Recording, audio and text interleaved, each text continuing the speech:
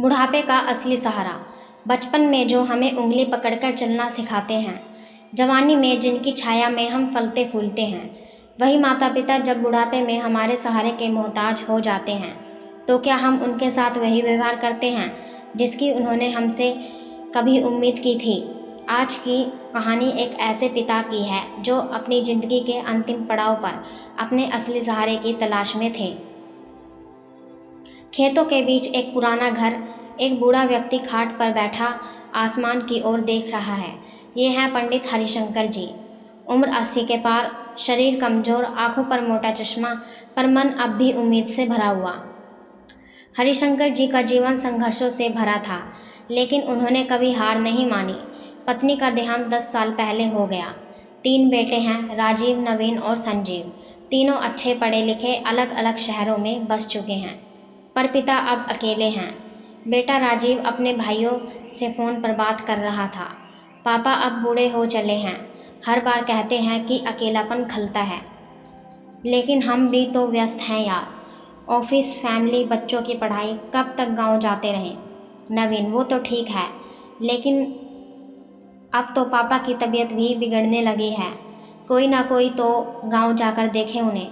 संजीव: क्यों ना हम एक काम करें, एक महीने करके पापा को अपने अपने घर बुला लेते हैं, वहीं रहेंगे। लेकिन मुझे पहले से मना करना पड़ेगा, मेरे फ्लैट में जगह नहीं है। सभी भाई बहाने ढूंढते हैं, पर कोई पापा के साथ स्थायी रूप से रहने को तैयार नहीं। हरिशंकर जी चिट्ठी पढ़ते हैं जो बेटों ने भेजी है, जिसमें लिखा है कि वे उन्हें बारी बारी से अपने अपने घर लाएंगे।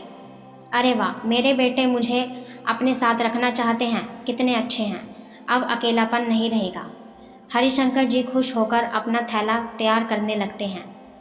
हरिशंकर जी शहर जाते हैं। छोटी सी बालकनी, व्यस्त बेटा, नाखुश बहू। बहू किचन में बड़बड़ाते हुए कहती है, इतने छोटे फ्लैट में इन्हें कहाँ रखूं। बच्चे की पढ़ाई का कमरा है, गेस्ट आते हैं तो परेशानी होती है। तभी राजीव पिता से कहता है, पापा आप बुरा मत मानिए, बस कुछ दिन एडजस्ट कर लीजिए। हरिशंकर जी चुप रहते हैं, लेकिन मन ही मन टूटने लगते हैं।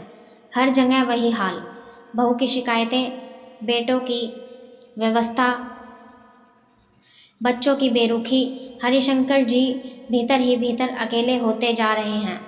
हर रात वो अपनी पत्नी की तस्वीर से बात करते हैं। श्यामा, देखो ना, तुम्हारे जाने के बाद मैं कितना अकेला हो गया हूँ। ये वही बच्चे हैं जिन्हें हमने पाल पोस कर बड़ा किया था, पर अब उनके लिए मैं एक बोझ बन गया हूँ।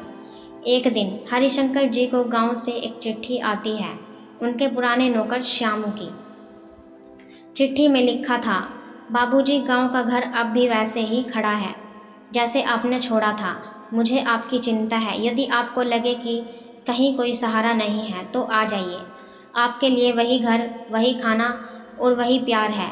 हरिशंकर जी चिट्ठी पढ़कर भावुक हो जाते हैं और कुछ दिन बाद गांव जाने का फैसला कर लेते हैं। हरिशंकर जी ने निर्णय लिया, अब उन्हें किसी बेटे की मेहरबानी नहीं चाहिए। वो लौट चले अपने गांव, अपने असली सहारे की ओर। श्यामू दरवाजे पर खड़ा है, हाथ जोड़कर स्वागत करता है। बाबूजी, बहुत दिन बाद आए, ये घर अब फिर से पूरा हुआ।